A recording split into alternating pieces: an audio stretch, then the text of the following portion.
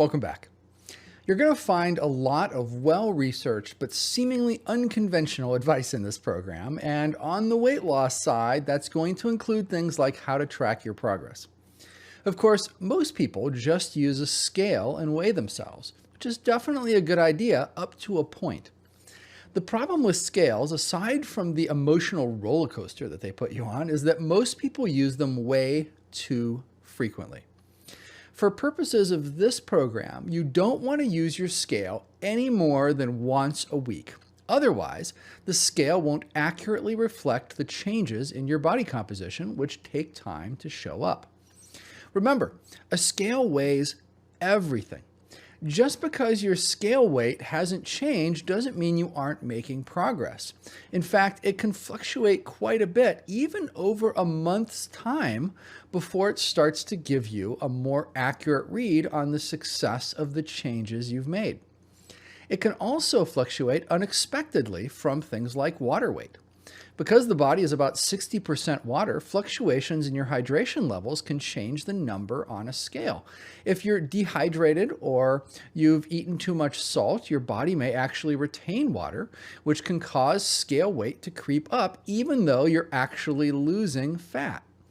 In addition, many women retain water during their menstrual cycles, which is also reflected on the scale. For this reason, you really do have to look at how things are going on a weekly and monthly time frame. The most important number is month to month, but having weekly numbers can reveal patterns of fluctuations in things like water weight that are helpful to keep in mind when interpreting the overall picture. In this program, we'll use your scale once a week and have you keep track of your weight with our weekly tracking surveys. When using a scale, be sure to weigh yourself first thing in the morning after going to the bathroom and before you eat or drink anything. In addition to a weekly weigh-in, we'll also want you to calculate and record your body fat percentage each week and record that as well. This can provide a much more accurate view into how your progress is going, which makes it surprising that more people don't use it to track their progress during dieting. Body fat is calculated based on your current weight and your hip circumference. You can use the tool on this page to easily calculate it for you week to week. To measure your hips, simply place a tape measure around the biggest part of your hips. It's also a great idea to take and record a few other measurements. One big issue with scales is that muscle weighs more than fat. However, pound for pound, muscle takes up less space than fat.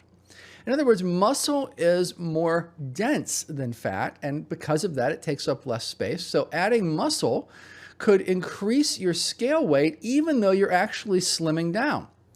Because of this, measuring a few different parts of your body can give you a more accurate picture of your actual composition and help you to track where you've been putting on muscle and taking off fat, or just, taking off fat if you're not actually putting on muscle. No big deal. In addition to the hips for this program, we'll also have you measure your thighs, which you measure around the biggest part of each thigh, your upper arm, which you'll measure around the largest part of each arm above your elbow, and your waist, which will measure at the smallest part of your waist. Finally, you'll want to use these measurements to calculate your waist to hip ratio.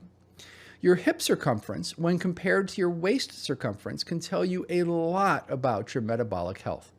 To determine your waist to hip ratio, divide your waist circumference by your hip circumference. Now, if that sounds a little too complicated, don't worry. There's a link on this page to an online calculator that you can use to crunch the numbers for you. The goal is to have a weight to hip ratio that is 0.85 or lower, according to the World Health Organization. We'll be asking you to track and enter all of these things each week in an online weekly tracking form as you progress through the program.